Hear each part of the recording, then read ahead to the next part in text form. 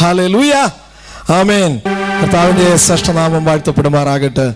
ഇപ്പോൾ എല്ലാ പ്രിയപ്പെട്ടവരുടെയും ശ്രദ്ധ ഇവിടേക്ക് ക്ഷണിക്കുകയും കൂടെ വിവിധ സ്ഥലങ്ങളിൽ നമ്മളെ വാച്ച് ചെയ്തുകൊണ്ടിരിക്കുന്ന എല്ലാ പ്രിയ ദൈവമക്കൾക്കും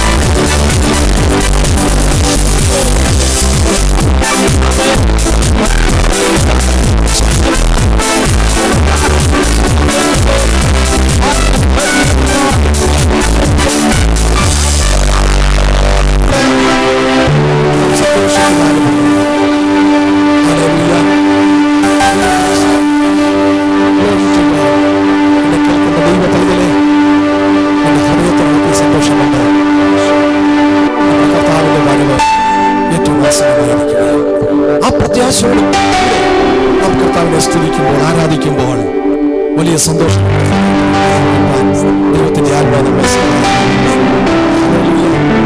മറ്റുള്ള എല്ലാ ചിന്തകളും വെടിഞ്ഞ് അവന്റെ മുഖത്തേക്ക് നോക്കിക്കാട്ടെ. ഇന്ന് പകൽക്കാലം നിങ്ങളായിരിക്കുമെങ്കിൽ ചില വേദനകൾ, ചില നിരാശകൾ, ചില ബുദ്ധിമുട്ടുകൾ നിങ്ങളെ അലട്ടുന്നുവെങ്കിൽ ഈ പ്രഭാതത്തിൽ പ്രത്യാശയുടെ ഗീതം നമ്മൾ ഒരുമിച്ച് പാടുമ്പോൾ, വിശ്വാസത്തോടെ നമ്മുടെ ദൈവത്തെ നാം ആരാധിക്കുമ്പോൾ, നമ്മെ ഭീതിപ്പെടുത്തുന്ന അലസോരപ്പെടുത്തുന്ന സകല മണ്ഡലത്തിൽ നിന്ന് ഒരു ജയത്തോടെ മുന്നേറുവാൻ സങ്കീർത്തനക്കാരൻ പറഞ്ഞതുപോലെ എൻ മനമേ യഹോവയെ വാഴ്ത്തുക, എൻ മനമേ യഹോവയെ വാഴ്ത്തുക, എന്റെ സർവ്വ അന്തരംഗവുമേ അവന്റെ വിശുദ്ധ നാമത്തെ വാഴ്ത്തുക.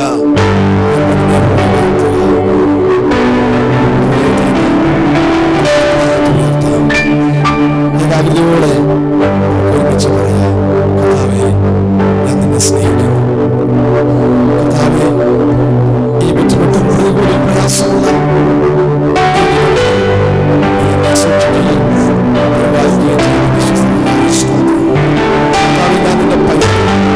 ഞാൻ നിന്റെ മകനാണ്, മകളാണ്. എന്നെ നീ നടത്തിയ വിധങ്ങൾക്കായി ഞാൻ സ്തോത്രം ചെയ്യുന്നു. ഹൃദയത്തിൽ നമുക്ക് ദൈവത്തിന് സ്തോത്രം ചെയ്യാം. അവൻ ചില ഉപകാരങ്ങളെ ഓർത്ത് നമുക്ക് സ്തോത്രം ചെയ്യാം. അവൻ ആരെന്ന് ഓർത്ത് നമുക്ക് സ്തോത്രം ചെയ്യാം. വലിയ ചെയ്യുമെന്ന് നമ്മൾ വിശ്വസിച്ചുകൊണ്ട് സ്തോത്രം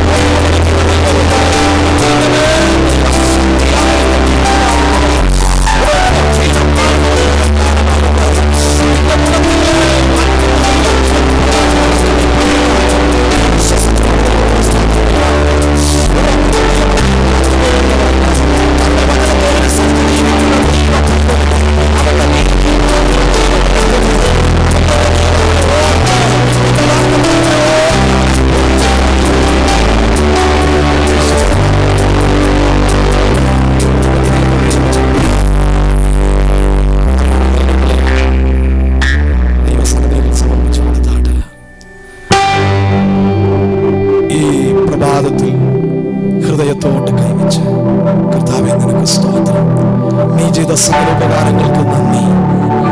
നീ എനിക്ക് ആരോഗ്യം തരുന്ന ദൈവമാണ്. നീ എന്നെ രോഗത്തിൽ സൗഖ്യം വരുത്തി തരുന്ന ദൈവമാണ്. നീ അസാധ്യതയെ സാധ്യമാക്കി തരുന്ന ദൈവമാണ്. ഒരു അന്ധകാര ശക്തിക്കും എന്നെ തകർക്കുവാൻ കഴിയത്തില്ല. പൂർണ്ണമായി വിശ്വസിക്കുന്നു. അവന്റെ മുഖത്തേക്ക് ദൈവത്തിന്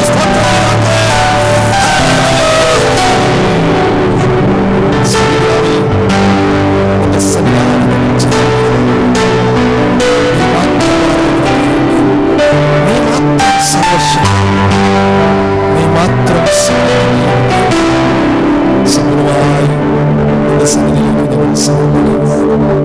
ഈ പ്രഭാതത്തിൽ നീ നിന്റെ ജനത്തെ അനുഗ്രഹിക്കണം. ഞങ്ങളെ ഒരുമിച്ച് അനുഗ്രഹിക്കണം. നിനക്കുള്ള പകരുന്നതിനായി സ്തോത്രം. നിനക്ക് ഞങ്ങൾ നന്ദി അർപ്പിക്കുന്നു. ഞങ്ങൾ ദൈവസന്നിധിയിൽ സമൂഹമായി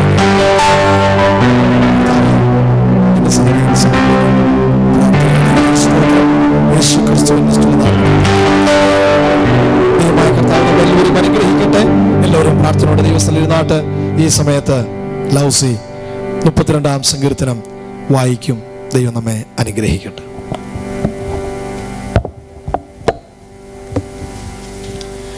പ്രൈസ് ലോർഡ്.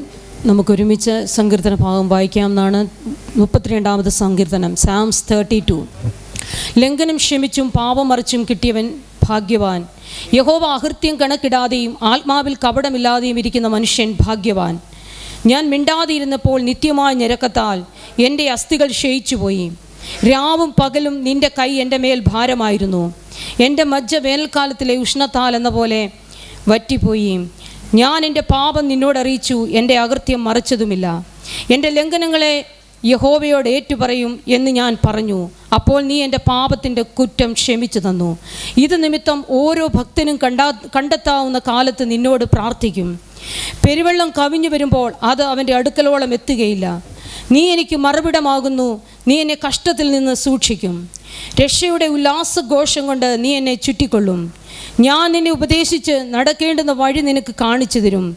ഞാൻ നിൻ്റെ മേൽ ദൃഷ്ടി വെച്ച് നിനക്ക് ആലോചന പറഞ്ഞു തരും. നിങ്ങൾ ബുദ്ധിയില്ലാത്ത കുതിരയെയും കോവർ കഴുതയെയും പോലെ ആകരുത്. അവയുടെ ചമയങ്ങളായ കടിഞ്ഞാണും മുഖപ്പട്ടയും കൊണ്ട് അവയെ അടക്കി വരുന്നു. അല്ലെങ്കിൽ അവ നിനക്ക് സ്വാധീനമാകയില്ല. ദുഷ്ടന് വളരെ വേദനകളുണ്ട്. യഹോവയിൽ ആശ്രയിക്കുന്നവനെയോ ദയ ചുറ്റിക്കൊള്ളും. നീതിമാന്മാരെ യഹോവയിൽ സന്തോഷിച്ചാനന്ദിപ്പീൻ. ഹൃദയ പരമാർത്ഥികൾ എല്ലാവരുമായുള്ളവരെ ഘോഷിച്ചുല്ലസിപ്പീൻ. ഈ സങ്കീർത്തനത്താൽ ദൈവം നമ്മെ എല്ലാവരെയും അനുഗ്രഹിക്കുമാറാകട്ടെ.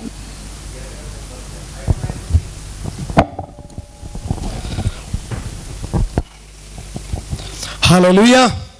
കർത്താവിൻ്റെ ശ്രേഷ്ഠനാമം വാഴ്ത്തപ്പെടുമാറാകട്ടെ. ഇന്ന് കർത്താവിൻ്റെ വചനത്തിൽ കൂടെ നമുക്ക് ദൈവമുഖത്തേക്ക് നോക്കി ദൈവത്തെ നമുക്ക് മഹത്വപ്പെടുത്താം. എല്ലാവരും വളരെ പ്രാർത്ഥനയോടുകൂടെ കർത്താവിൻ്റെ സന്നിധിയിലായിരുന്നാട്ട് വായിച്ചു കേട്ട സങ്കീർത്തന ഭാഗം വളരെ അനുഗ്രഹിക്കപ്പെട്ട ഒരു സങ്കീർത്തന ഭാഗമാണ്. ദൈവമക്കളെ, ഇന്ന് പകൽക്കാലം എന്നെ കേട്ടുകൊണ്ടിരിക്കുന്ന എല്ലാ പ്രിയപ്പെട്ടവരും അതാത് സ്ഥലങ്ങളിൽ വളരെ പ്രാർത്ഥനയോടുകൂടെ ദൈവസന്നിധിയിലായിരുന്നാട്ട് യേശുക്രിസ്തുവിൻ്റെ നാമത്തിൽ എല്ലാവർക്കും ഒരിക്കൽ കൂടെ സ്നേഹവന്ദനത്തെ അറിയിക്കുകയാണ്. ഭൂമിയുടെ ആ 5 വൻകരകളിലും 7 കോണ്ടിനെൻ്റൽ എവരിവെയർ എല്ലായിടങ്ങളിലും പ്രശ്നങ്ങളാൽ പ്രതികൂലങ്ങളാൽ അങ്ങനെ ജനമെല്ലാം ഭയപ്പാടിലും പ്രതികൂലത്തിലുമായിരിക്കുമ്പോൾ ദൈവജനത്തിൻ്റെ അകത്തളത്തിൽ ഒരു വലിയ പ്രത്യാശയുണ്ട്. എന്തുകൊണ്ടെന്നാൽ ദൈവത്തിലുള്ള കർത്താവിലുള്ള അചഞ്ചലമായ ഒരാശ്രയം, സ്തോത്രം, ആ ഒരു വലിയ പ്രത്യാശ നമ്മുടെ ഉള്ളിൽ, ദൈവമക്കളുടെ ഉള്ളിൽ ഉള്ളത് കൊണ്ട് നമുക്ക് ഭയപ്പെടേണ്ട ആവശ്യമില്ല. 365 ദിവസം ആ ദിവസം അങ്ങനെ നോക്കി നമ്മൾ പോകുമ്പോൾ വചനത്തിൽ കൂടെ ഓരോ ദിവസവും ദൈവം നമ്മോട് പറയുന്നത് നീ ഭയപ്പെടേണ്ട. ഈ സങ്കീർത്തന ഭാഗത്തിൽ നിന്നും ദൈവത്തിൽ ആശ്രയിക്കുന്നവൻ്റെ ഭാഗ്യാവസ്ഥയെ നമുക്ക് കാണുവാനായി കഴിയും. പെരുവെള്ളം കവിഞ്ഞു വരുമ്പോൾ അത് അവൻ്റെ അടുക്കലോളം എത്തുകയില്ല. ഒരു ദൈവ പൈതലിൻ്റെ പ്രൊട്ടക്ഷൻ ദൈവത്തിൽ ആശ്രയിക്കുന്നതിനാൽ അത് ഷ്യൂറിറ്റി ഉള്ളതായി, അങ്ങനെ ആയിരിക്കുന്നതിനാൽ നമുക്കവനെ അധികമായി മഹത്വപ്പെടുത്തുവാനായി കഴിയും. വളരെ പ്രാർത്ഥനയോടെ ഈ പ്രഭാതം നമുക്ക് ദൈവത്തിൻ്റെ മുഖത്തേക്ക് നോക്കാം. എല്ലാവരുടെയും ശ്രദ്ധ ഈ സമയം ഞാൻ അപ്പോസ്തല പ്രവൃത്തി 3-ാം അധ്യായത്തിലേക്ക് ക്ഷണിക്കുകയാണ്. അപ്പോസ്തല പ്രവൃത്തി 3-ാം അധ്യായത്തിലേക്ക് എല്ലാവരും കണ്ണുകളെ ഒന്ന് നോക്കിക്കൊണ്ട് നമുക്ക് ചില വേദവാക്യങ്ങൾ വായിച്ച് കർത്താവിനെ മഹത്വപ്പെടുത്താം. 3:1 മുതൽ താഴോട്ട് വായിച്ചു വരുമ്പോൾ, അതിൻ്റെ 10 വരെയുള്ള വാക്യങ്ങൾ നമ്മൾ വായിച്ചു വരുമ്പോൾ നമുക്കവിടെ കാണുവാനായി കഴിയുന്ന ആ സംഭവം, ഒരു മുടന്തൻ സൗഖ്യമാകുന്ന ഒരു ദൈവപ്രവൃത്തി നടക്കുകയാണ്. എ ലേം മാൻ ഹീൽഡ്, ഒരു മുടന്തൻ സൗഖ്യമാകുന്നു. സ്തോത്രം. ഈ ഭാഗം നമ്മുടെ ഹൃദയത്തിലേക്ക് നമ്മൾ കൊണ്ടുവരുമ്പോൾ, നമ്മൾ ധ്യാനിക്കുമ്പോൾ വളരെ പ്രത്യാശയോടുകൂടെ, വിശ്വാസത്തോടുകൂടെ നമ്മൾ ദൈവത്തിൽ വിശ്വസിക്കണം. എന്ത് വിശ്വസിക്കണം? നമ്മുടെ ദൈവത്തിന് ഒന്നും അസാധ്യമായിട്ടില്ല. സകലതും നമ്മുടെ ദൈവത്തിന് സാധ്യം. ഒന്നുമില്ലായ്മയിൽ നിന്നും എല്ലാത്തിനെയും ഉള്ളതിനെ പോലെ വിളിച്ചു വരുത്തുന്ന സർവശക്തനായ ദൈവത്തിൻ്റെ പ്രവൃത്തി അതങ്ങനെ തന്നെ സംഭവിക്കുമെന്ന് വിശ്വസിക്കുന്ന ഒരു ദൈവ പൈതലിന് അതങ്ങനെ തന്നെ സംഭവിക്കുവാനിടയായി മാറും. ഈ ഭാഗം നമ്മൾ വായിക്കുമ്പോൾ അവിടെ എങ്ങനെ എഴുതിയിരിക്കുന്നു? ഒരിക്കൽ പത്രോസും യോഹന്നാനും 9-ാം മണി നേരം പ്രാർത്ഥനാ സമയത്ത് ദേവാലയത്തിലേക്ക് ചെല്ലുമ്പോൾ, പ്രാർത്ഥനാ സമയത്ത്, ആ പ്രാർത്ഥനാ സമയം എന്ന് പറയുമ്പോൾ അതിൻ്റെ ഇമ്പോർട്ടൻസ് നമ്മളിവിടെ മനസ്സിലാക്കണം. ദൈവ പൈതലെ, നമ്മുടെ ജീവിതം ഒരു പ്രാർത്ഥനാ ജീവിതമായി തന്നെ ഇരിക്കണം. പ്രാർത്ഥന എന്ന് പറഞ്ഞാൽ ദൈവത്തോട് നമ്മൾ സംസാരിക്കുകയാണ്, ദൈവത്തോട് നമ്മൾ കമ്മ്യൂണിക്കേറ്റ് ചെയ്യുകയാണ്. ദൈവത്തോടെപ്പോഴും സംസാരിക്കുന്ന, ദൈവത്തോടെപ്പോഴും കമ്മ്യൂണിക്കേറ്റ് ചെയ്തുകൊണ്ടിരിക്കുന്ന ഒരു അനുഭവം, ഒരു സ്വഭാവം നമ്മുടെ ജീവിതത്തിനകത്തുണ്ടെങ്കിൽ ഒരു ശത്രുവിനും ഒരു അന്ധകാരത്തിനും നമ്മെ തകർക്കുവാനായി കഴിയത്തില്ല. ആമേൻ. പ്രാർത്ഥനയെക്കുറിച്ച് അനേക ദൂതുകളും പ്രസംഗങ്ങളും പഠിപ്പിക്കലുകളും നമ്മൾ കേട്ടിട്ടുണ്ട്, നമുക്കത് നന്നായി അറിയാം. എന്നാൽ പ്രാർത്ഥിക്കുന്ന, ദൈവത്തോട് സംസാരിക്കുന്ന, അങ്ങനെ പ്രാക്ടിക്കൽ ലൈഫിലൂടെ ആമേൻ ആ ഒരു കമ്മ്യൂണിക്കേഷന്റെ സാരവത്തായ ആഴത്തിൽ കൂടെ മുന്നേറുന്ന ഒരു ദൈവ പൈതലിനെ എപ്പോഴും ദൈവത്തിന്റെ സാന്നിധ്യം അനുഭവിക്കാനായി കഴിയും. ആമേൻ. പ്രാർത്ഥിക്കുവാൻ വേണ്ടി ദേവാലയത്തിലേക്ക് ചെല്ലുന്ന ഈ പത്രോസും യോഹന്നാനും. ദൈവത്തിലെ പ്രാർത്ഥനയെക്കുറിച്ച് നമ്മൾ ചിന്തിക്കുമ്പോൾ യേശു ക്രിസ്തു ലൂക്കോസിന്റെ സുവിശേഷം 18-ാം അധ്യായം നമ്മൾ താഴോട്ട് വായിച്ചു വരുമ്പോൾ പ്രാർത്ഥനയെക്കുറിച്ച് അവിടെ ഇങ്ങനെ യേശു ക്രിസ്തു പറയുന്നു, നിങ്ങൾ എല്ലായ്പ്പോഴും പ്രാർത്ഥിക്കണം, എപ്പോഴും പ്രാർത്ഥിക്കണം. എപ്പോഴും പ്രാർത്ഥിക്കണമെന്നുള്ളതിന് കർത്താവ് അവിടെ നമുക്ക് കാണിച്ചു തരുന്ന ഒരു പ്രത്യേക വിഷയമുണ്ട്. ദൈവത്തെ ഭയവും മനുഷ്യനെ ശങ്കയുമില്ലാത്ത ഒരു ന്യായാധിപൻ ഒരു സ്ഥലത്ത് അല്ലെങ്കിൽ ഒരു രാജ്യത്ത് ന്യായപാലനം ചെയ്തുകൊണ്ടിരുന്നു. ആ മനുഷ്യനെ കുറിച്ച് ഇങ്ങനെയാണ് പറയുന്നത്, അവന് ദൈവത്തെ ഭയമില്ല, മനുഷ്യനെ ഒട്ട് ശങ്കയുമില്ല. അങ്ങനെ കഠിനഹൃദയനായിരിക്കുന്ന ഒരു മനുഷ്യൻ, കഠിനഹൃദയനായിരിക്കുന്ന ആ മനുഷ്യന്റെ ന്യായപാലന സമയത്ത് അദ്ദേഹത്തിൻ്റെ അടുത്ത് ഒരു വിധവ ചെന്നിട്ട് ഇങ്ങനെ ഒരു അപേക്ഷിച്ചു. എന്താ പറഞ്ഞത്? ന്യായപാലകനെ, നീ എനിക്ക് വേണ്ടി ചില കാര്യങ്ങൾ ചെയ്തു തരണം. എന്നെ ഈ രാജ്യത്ത് ശത്രു ഭീതിപ്പെടുത്തുന്നു, എന്നെ തകർക്കുവാൻ നോക്കുന്നു. ആമേൻ. അവിടെ നമ്മൾ കാണുവാനായി കഴിയുന്നു, ഈ വിധവ ഈ ന്യായാധിപന്റെ അടുത്ത് ചെന്ന് ഇങ്ങനെ തൻ്റെ കാര്യം ബോധിപ്പിക്കുമ്പോൾ ഈ ന്യായപാലകന് അവിടെ കാര്യത്തിൽ വലിയ ഇൻട്രസ്റ്റ് ഒന്നുമില്ല. അവിടെ വിധവ എന്നുള്ള ആ ഒരു ശബ്ദം, അല്ലെങ്കിൽ അത് നമ്മൾ മനസ്സിലാക്കുമ്പോൾ, അവളെക്കുറിച്ച് പഠിക്കുമ്പോൾ, ഒരു മനുഷ്യരാലും അവൾക്കൊരു സഹായമില്ല, അവളെ കെയർ ചെയ്യുന്ന ആരുമില്ല. സ്തോത്രം. അവളെ നോക്കുന്നവർ ആരുമില്ല, അവൾക്ക് വേണ്ടി വാദിക്കുന്നവരാരുമില്ല.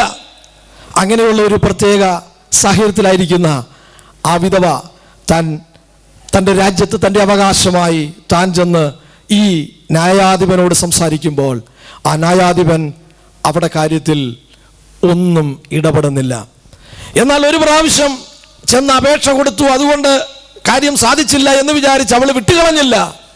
അവൾ പിന്നെയും ഈ ന്യായാധിപന്റെ അടുത്ത് ചെന്നുകൊണ്ടിരുന്നു. ഞാനിങ്ങനെ ചിന്തിക്കുക, ഈ വാതിലിലൂടെ അവൾ കയറി വരുന്നു, അടുത്ത വാതിലൂടെ അവളെ ഇറക്കി വിടുന്നു. ഇങ്ങനെ ഒരു രീതി എന്ന് പറഞ്ഞാൽ അവിടെ കാര്യത്തിൽ ഇദ്ദേഹം ഒന്നും ഇടപെടുന്നേയില്ല. അങ്ങനെ കുറേ ദിവസം കഴിഞ്ഞു പോകുന്നു. എന്നാൽ ഇവൾ പിന്നെയും വിശ്വാസത്തോടെ അവിടെ അവകാശത്തിൽ അവൾ മുറുകെ പിടിച്ചുകൊണ്ട് ഈ ന്യായപാലകന്റെ അടുത്ത് ചെന്ന് പിന്നെയും ഇങ്ങനെ ബോധിപ്പിക്കുമ്പോൾ ആ ന്യായപാലകൻ ഇങ്ങനെ പറയുക, എനിക്ക് ദൈവത്തെ ഭയമില്ല, മനുഷ്യനെ ശങ്കയില്ല, ഇങ്ങനെയുള്ള ഒരവസ്ഥയിൽ ഇരിക്കുന്നവനാണ് ഞാൻ. എന്നാൽ ഈ വിധവ വന്നെന്നെ അസഹ്യപ്പെടുത്തുന്നത് കൊണ്ട് ഞാൻ ഇവിടെ കാര്യത്തിൽ വേഗമൊന്ന് ഇടപെടാൻ പോവുകയാണ്.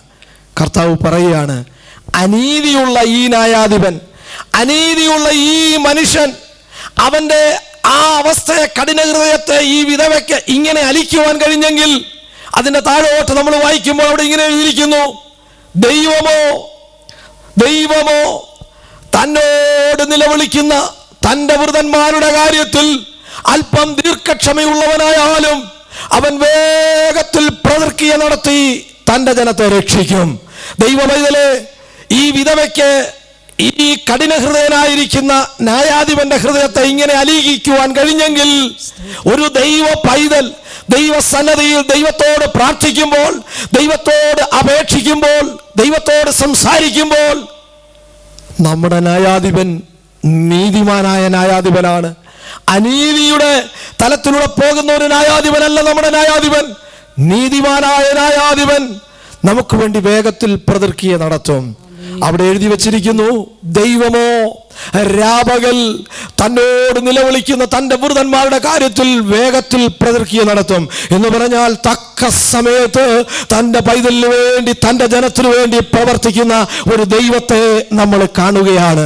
ഇന്ന് പകൽക്കാലം അവളുടെയായി എന്നെ ശ്രമിക്കുന്ന ദൈവ പൈതലെ, നിനക്കാരോടും തുറന്നു പറയുവാൻ കഴിയാതെ, നിനക്കാരോടും ഷെയർ ചെയ്യുവാൻ കഴിയാതെ, നിന്റെ ഹൃദയത്തിനകത്ത് ഭാരങ്ങളുമായി, വേദനകളുമായി നീ ഇങ്ങനെ മുന്നോട്ട് പോകുന്ന ഒരു അനുഭവമെങ്കിൽ, ഇന്ന് പ്രഭാതത്തിൽ ദൈവസന്നദ്ധിയിൽ നിനക്ക് വേണ്ടി വീര്യം പ്രവർത്തിക്കുന്ന, നിനക്ക് വേണ്ടി കരുണയോടെ പ്രവർത്തിക്കുന്ന ഈ നീതിമാനായ ന്യായാധിപന്റെ കയ്യിലേക്ക് നീ നിന്നെ തന്നെ സമർപ്പിച്ചേൽപ്പിച്ചു കൊടുക്കുമ്പോൾ, തക്ക സമയമാകുമ്പോൾ നിനക്ക് വേണ്ടി ഒരു ദൈവപ്രവൃത്തി അവൻ ചെയ്യും. ഈ വിശ്വാസത്തോടു കൂടെ അവനോട് നമുക്ക് പ്രാർത്ഥിക്കാം.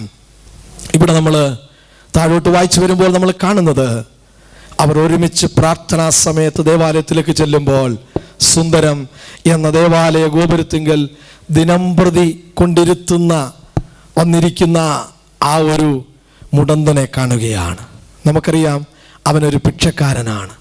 ആരുടെയെങ്കിലും സഹായത്തോടെയാണ് അവൻ അവിടെ വരുന്നത്. സ്തോത്രം. അവൻ്റെ ജോലി വല്ലതും തരണമേ എന്ന് മറ്റുള്ളവരോട് ചോദിക്കുകയാണ്. അന്ന് പത്രോസ് യോഹന്നാനും അവരൊരുമിച്ച് നടന്നങ്ങനെ പോകുമ്പോൾ ഈ ഭിക്ഷക്കാരൻ ആ പ്രിയപ്പെട്ടവരോട് ചോദിക്കുക, എനിക്ക് നീ എന്തെങ്കിലും തരണമേ.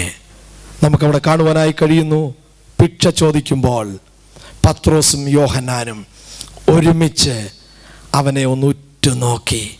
എന്നിട്ട് അവനോട് ഇങ്ങനെ പറഞ്ഞു, നീ ഞങ്ങളെ ഒന്ന് നോക്ക്. ആമേൻ. അവർ ഒരുമിച്ച് ആമേൻ ആ ഭിക്ഷക്കാരെ നോക്കിയിട്ട് പറയുക, നീ ഞങ്ങളെ ഒന്ന് നോക്ക്. സ്തോത്രം.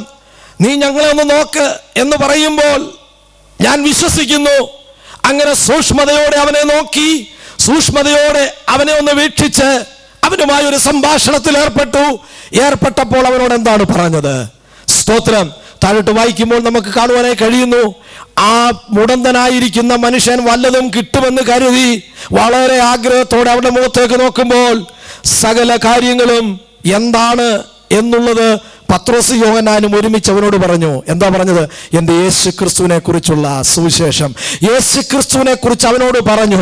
യേശു ക്രിസ്തുവിൽ കൂടെ ലഭിക്കുന്ന വിടുതലിനെ കുറിച്ച് അവനോട് പറഞ്ഞു. ആമേൻ. സ്തോത്രം. അങ്ങനെ ഹല്ലേലൂയ സംഭാഷണത്തിൽ, ആ കോൺവെർസേഷനിൽ ഇവർ തമ്മിൽ ഒരുമിച്ച് അവനോട് കാര്യങ്ങൾ പറഞ്ഞ് ആമേൻ സ്തോത്രം സംസാരിക്കുമ്പോൾ അവൻ സൂക്ഷിച്ചു നോക്കുമ്പോൾ അവിടെ ഇങ്ങനെ എഴുതിയിരിക്കുകയാണ്, ആമേൻ, നീ ഉദ്ദേശിക്കുന്നത് പോലെ വെള്ളിയോ പൊന്നോ ഒന്നും ഞങ്ങൾക്കില്ല, ഞങ്ങൾക്കുള്ളത് നസ്രയനായ യേശുക്രിസ്തുവിന്റെ നാമത്തിൽ നിനക്ക് തരുന്നു. ഈ ഭാഗത്തു നിന്ന് ഞാനൊരു 2 കാര്യം എന്നെ കേൾക്കുന്ന പ്രിയപ്പെട്ടവരെ ഓർമ്മപ്പെടുത്തുവാനായി താല്പര്യപ്പെടുന്നു. എന്താണ് 2 കാര്യം? സകല മനുഷ്യരുടെയും ജീവിതത്തിൽ വാൻസും നീഡ്സും എന്നുള്ള ഒരവസ്ഥയുണ്ട്. വാൻസ് എന്ന് പറഞ്ഞു കഴിഞ്ഞാൽ നമുക്ക് ഒത്തിരി കാര്യങ്ങൾ അതിനകത്തുണ്ട്. ഞാനിപ്പോൾ ഒരു ലിസ്റ്റ് നിങ്ങളുടെ കയ്യിൽ തരിക, നിങ്ങളുടെ വാൻസ് എന്താണെന്ന് നിങ്ങളൊന്ന് എഴുതുവാൻ പറഞ്ഞാൽ നിങ്ങളൊരു വലിയ ലിസ്റ്റ് ഉണ്ടാക്കും. ആമേൻ. എനിക്കിന്നത് വേണം, എനിക്കിന്നത് വേണം, വലിയൊരു ലിസ്റ്റ് ഉണ്ടാക്കും. അതെല്ലാം നിങ്ങളുടെ വാൻസാ. അപ്പൊ ഈ മനുഷ്യന്റെ വാൻസ് എന്ന് പറയുന്നത് എന്താ? എനിക്കെന്തെങ്കിലും തരണമേ. ഞാനിങ്ങനെ ചിന്തിക്കുകയാണ്, ഈ പത്രോസിനോടും യോഹന്നാനോടും ഈ ഭിക്ഷക്കാരൻ ഇങ്ങനെ അങ്ങ് ചിന്തിച്ചുകൊണ്ട് പറയുക, നിങ്ങൾ എനിക്ക് നന്നായി എന്തെങ്കിലും ഒന്ന് തന്നാൽ 1 മാസത്തേക്കെങ്കിലും എനിക്കിവിടെ വരാതെ, അല്ലെങ്കിൽ എന്നെ ചുമന്നുകൊണ്ട് വരുന്നവർക്ക് ഞാനൊരു ബുദ്ധിമുട്ടായിരിക്കാതെ, അങ്ങനെ അമർത്തിക്കുലുക്കുന്ന എന്തെങ്കിലും ഒരു നന്മ, അങ്ങനെ എന്തെങ്കിലും ഒരു നാണയത്തുട്ട്, അങ്ങനെ എന്തെങ്കിലും ഒരു വെള്ളിയോ പൊന്നോ ഒക്കെ ഒന്ന് തന്നു കഴിഞ്ഞാൽ എത്ര നന്നായിരിക്കും എന്നുള്ള ചിന്തയിലായിരിക്കും. അതവൻ്റെ വാൻസാ.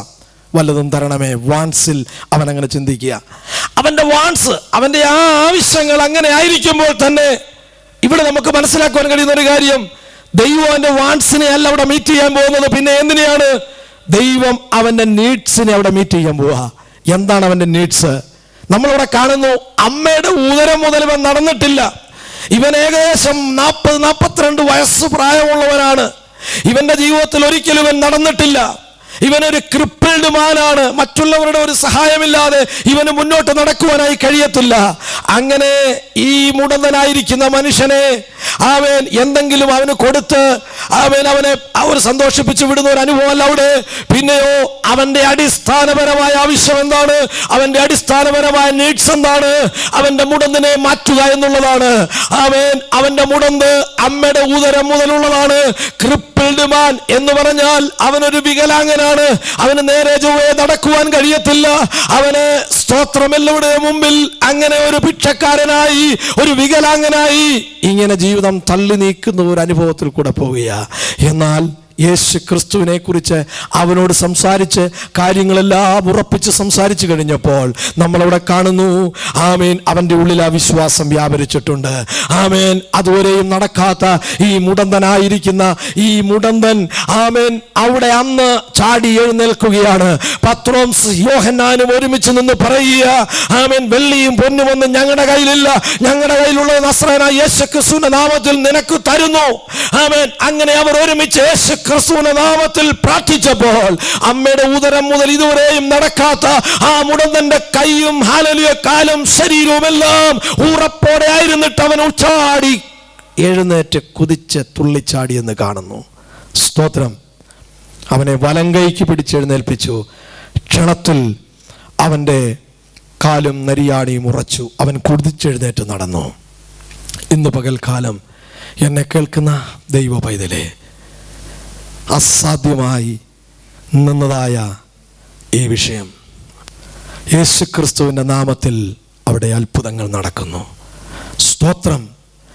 ലോകത്തിലെ മരുന്നുകൊണ്ട്, ലോകത്തിലെ ചികിത്സ കൊണ്ട്, ലോകത്തിലെ സഹായം കൊണ്ട് അവന്റെ മുടന്തിനെ മാറ്റുവാൻ കഴിയുന്നില്ല. ഒരു ടെക്നോളജിക്കും അവന്റെ ആ ശാരീരിക വൈകല്യത്തെ മാറ്റുവാൻ കഴിയാതെ ഇരിക്കുമ്പോൾ സൃഷ്ടികർത്താവായിരിക്കുന്ന സ്വർഗത്തിലെ പിതാവ് അവന്റെ അവസ്ഥകൾക്ക് മാറ്റം വരുത്തുകയാ.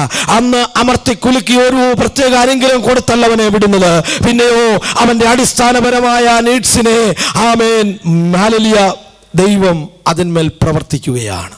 സ്തോത്രം. എൻ്റെയും നിന്റെയും ജീവിതത്തിൽ വാൻസും നീഡ്സുമുണ്ട്. എന്നാൽ എനിക്ക് പോലും അറിയത്തില്ല എൻ്റെ നീഡ്സ് എന്താണെന്ന്. ആ നീഡ്സിനെ ഹല്ലേലൂയ നിവർത്തിച്ചു തരുന്ന ദൈവത്തിൻ്റെ കരങ്ങളിലേക്ക് നമുക്കൊന്ന് ഏൽപ്പിച്ചു കൊടുക്കാം. എന്നെ കേൾക്കുന്ന ദൈവത്തിലെ നമ്മുടെ കണ്ണുകളെ ഒന്ന് അടച്ചിട്ട് ദൈവസന്നിധിയിൽ ഹല്ലേലൂയ സ്തോത്രം, ഗ്ലോറി ടു ഗോഡ്, ഓ ഹല്ലേലൂയ ഹല്ലേലൂയ ആമേൻ സ്തോത്രം. ദൈവസന്നിധിയിലേക്ക് ആമേൻ നമ്മുടെ കണ്ണുകളെ ആമേൻ സ്തോത്രം ഒന്ന് ഉയർത്താം. നമുക്കൊരുമിച്ച് ദൈവസന്നിധിയിൽ നമുക്ക് സമർപ്പിച്ചു കൊടുക്കാം. മുടന്തനെ സൗഖ്യമാക്കുന്ന ദൈവപ്രവൃത്തി, അതിലൂടെ നാം എന്താണ് മനസ്സിലാക്കുന്നത്? എൻ്റെ ദൈവത്തിനെല്ലാം സാധ്യം, എൻ്റെ ദൈവത്തിനെല്ലാം സാധ്യം, എൻ്റെ ദൈവത്തിനൊന്നും അസാധ്യമായിട്ടില്ല. ആമേൻ. കൊറോണ വൈറസിനാൽ ലോകം മുഴുവൻ ഭയത്തിലും ഭീതിയിലുമായിരിക്കുമ്പോൾ എന്നെ കേൾക്കുന്ന ദൈവമേ, നീ ഒരിക്കലും ഭാരപ്പെടേണ്ട ആവശ്യമില്ല. നീ ഒരിക്കലും ക്ഷീണിച്ചു നിൽക്കേണ്ട ആവശ്യമില്ല. നിനക്ക് വേണ്ടി കരുതുന്ന, നിനക്ക് വേണ്ടി പ്രവർത്തിക്കുന്ന, നിനക്ക് വേണ്ടി ഹല്ലേലൂയ അത്ഭുതങ്ങളെ പ്രവർത്തിക്കുന്ന സർവശക്തനായ നിന്റെ സൃഷ്ടികർത്താവ് ജീവിക്കുന്നു എന്നുള്ളത് നിന്റെ അന്തരാത്മാവിൽ നീ ഗ്രഹിച്ചുകൊണ്ട് ഇന്ന് പകൽക്കാലം നീ അവരോട് പ്രാർത്ഥിക്കുമെങ്കിൽ, നീ അവരോട് ഹല്ലേലൂയ സംസാരിക്കുമെങ്കിൽ നിന്റെ അവസ്ഥകൾക്ക് അവൻ മാറ്റം വരുത്തി തരും. ഹല്ലേലൂയ സ്തോത്രം. നമ്മളിയായി എന്നെ ശ്രമിച്ചുകൊണ്ടിരിക്കുന്ന ദൈവ പൈതലേ, നിന്റെ ജീവിതത്തിൽ ഒരിക്കലും ഇനി ഇത് നടക്കുകയില്ല എന്ന് ചിന്തിച്ചുകൊണ്ട് നീ ആ വിഷയത്തെ തള്ളിക്കളഞ്ഞു.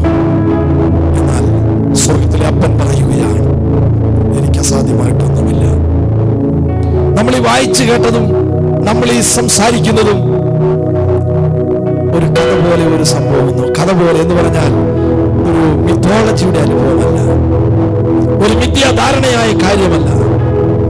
ചരിത്രത്തിൽ സംഭവിച്ചതായ യേശുക്രിസ്തുവിന്റെ ഉയർപ്പിന് ശേഷം 40 നാളോളം ശിഷ്യന്മാരോട് കർത്താവ് സമ്പാദിച്ച് വാഗ്ദത്തത്തെ പ്രാപിച്ചെടുക്കുവാൻ അത് സംസാരിച്ച് അവരത് പ്രാപിച്ചെടുത്ത് പരിശുദ്ധാത്മാവിന്റെ ശക്തി ഏറ്റെടുത്ത് സഭയുടെ ജനനം കഴിഞ്ഞ് അവരുടെ ശുശ്രൂഷയിൽ അവർ മുന്നോട്ട് പോകുമ്പോൾ നടക്കുന്ന അനേക ദൈവപ്രവൃത്തികൾ കാണുവാനായി കഴിയുന്നു. ഇന്നും യേശുക്രിസ്തു തന്നെ പ്രവൃത്തി ചെയ്തുകൊണ്ടിരിക്കുന്നു. എന്നെ കേൾക്കുന്ന ദൈവമേ, നീ ആയിരിക്കുന്ന സ്ഥലത്ത് ഒന്ന് എഴുന്നേറ്റ് നിൽക്കുക. നിന്റെ ജീവിതത്തിൽ ഈ വികലാംഗനെ പോലെ അല്ലെങ്കിൽ ഈ മുടന്തനെ പോലെ ശാരീരിക ഒരു മുടന്നുള്ളവനല്ല നീ. എന്നാൽ നിന്റെ ജീവിതത്തിൽ മുടങ്ങിക്കിടക്കുന്ന മുടത്തുപോലെ നിൽക്കുന്ന എന്നാൽ ഇന്ന് പകൽക്കാലം നീ വിശ്വസിച്ചാൽ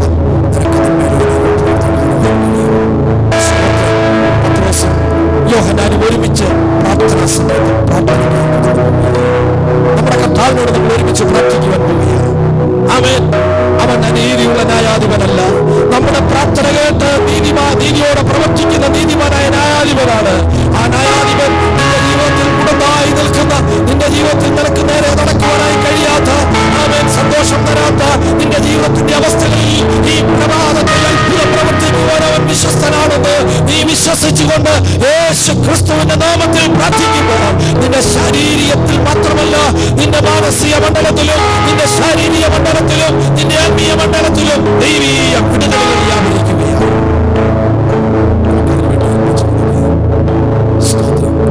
വിശ്വസിക്കുന്ന പ്രിയപ്പെട്ടവർ അതാത് സ്ഥാനങ്ങളിൽ എഴുന്നേറ്റ് നിന്നിട്ട് നിങ്ങളുടെ ഒരു കരം ഹൃദയത്തോട്ട് വെച്ചിട്ട് ഒരു കരം ഉയർത്തിപ്പിടിച്ചുകൊണ്ട് കർത്താവിനോട് പറഞ്ഞാട്ടെ, കർത്താവേ, നീ എനിക്ക് വേണ്ടി നിവർത്തിക്കുവാൻ ശക്തനാണ്. സ്തോത്രം. നമ്മുടെ നീഡ്സ് അതിനെ മാറ്റി ചെയ്യുന്ന ദൈവപ്രവൃത്തി വെളിപ്പെട്ട് എന്നെ കേൾക്കുന്ന ദൈവമേ, യേശുക്രിസ്തുവിന്റെ പ്രവൃത്തിയാണ് നിന്റെ ജീവിതത്തിലെ ഏറ്റവും വലിയ നീഡ്സ്. യേശുവിനെയാണ് നിനക്ക് അത്യന്താപേക്ഷിതമായിരിക്കുന്നത്. ഈ കാലഘട്ടത്തിൽ യേശു നിന്റെ ഹൃദയത്തിലേക്ക് വന്നാൽ, യേശു നിന്റെ ഉള്ളിലേക്ക് വന്നാൽ, അവന്റെ നാമത്താൽ നിന്റെ മേൽ ദൈവപ്രവൃത്തി വെളിപ്പെട്ടാൽ അസാധ്യമായി നിൽക്കുന്നത് സാധ്യമായി മാറും. നിനക്ക് സമാധാനം ലഭിക്കുകയില്ല, നിനക്കൊരു മുന്നോട്ടൊരു സ്റ്റെപ്പില്ല എന്നൊക്കെ നീ ചിന്തിച്ച് പരിണാമകരമായ ഒരവസ്ഥയിൽ ലോകത്തിന് വേണ്ടി മുന്നോട്ട് പോകുന്നുവെങ്കിൽ നിന്റെ അത്യന്താപേക്ഷിതമായ നീഡ്സ് നിന്റെ അത്യാവശ്യമായി നിൽക്കുന്നത് ഈ യേശുക്രിസ്തുവിനെയാണ്. ഈ യേശുക്രിസ്തുവിനെ നിന്റെ ഹൃദയത്തിലെടുത്താൽ, യേശുക്രിസ്തുവിനോട് തന്നെ നീ പ്രാർത്ഥിച്ചാൽ, അവനെന്റെ അവനോട് സംസാരിച്ചു നീ തുടങ്ങിയാൽ അത്ഭുതങ്ങൾ നടക്കും. അസാധ്യം സാധ്യമാണ്.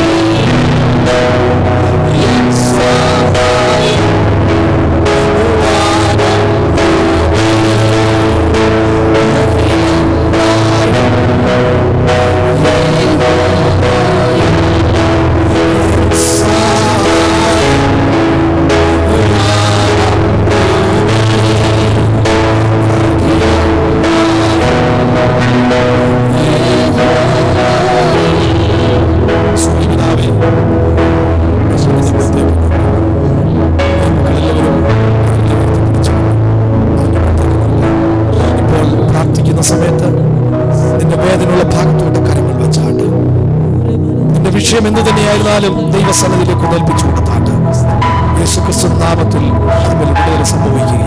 നസ്രയനായ യേശുക്രിസ്തുവിന്റെ നാമത്തിൽ പ്രിയ ദൈവമക്കൾ ഇപ്പോൾ പ്രാർത്ഥിച്ചുകൊണ്ടിരിക്കുന്ന കർത്താവെ, എന്നെ കേട്ടുകൊണ്ടിരിക്കുന്ന മക്കൾ നിന്റെ കരങ്ങളിലേക്ക് ഏൽപ്പിച്ചു വെച്ചിരിക്കുന്നവരുടെ വിഷയത്തിന്റെ മേൽ യേശുക്രിസ്തുവിന്റെ നാമത്തിൽ ദൈവിക വിടുതൽ വ്യാപരിക്കട്ടെ.